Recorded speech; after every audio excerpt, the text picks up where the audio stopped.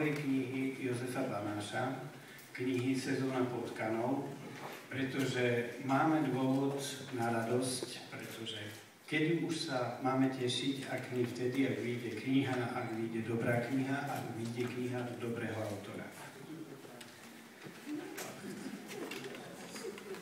Keby som bol na mieste Jozefa Banáša a mal by som vyhodnotiť práve uplynulú 5-ročnicu, tak pri všetkej skromnosti by som musel otvorene povedať, že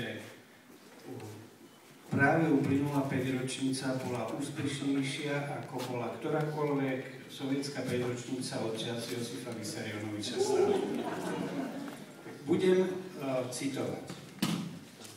Keď skončil Jozef v politike, v 2007 mu vyšla kniha Idioti v politike. V 2008 mu vyšla kniha Zóna nadšenia. V 2009 Zastavte Dubčeka, v 2010 Kód 9, je 2011 vychádza kniha Sezóna potkanov. A teraz, nie len, že mu tie knihy vyšli, ale každá z tých kníh doteraz bola bestsellerom. Každá vyšla aj v zahraničnom preklade a medzi nimi Zóna nadšenia sa dostala medzi užší výber na významnú literárnu nemeckú cenu.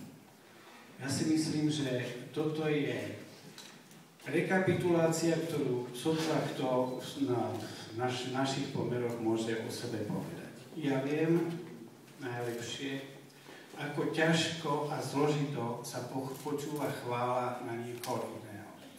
Mnohým z nás práve uplynulá rekapitulácia vyvolala voľné chvíľky a povedal by som aj srdcerivné porivy. Potrebujeme si všetci oddychnúť, potrebujeme chvíľu hudby.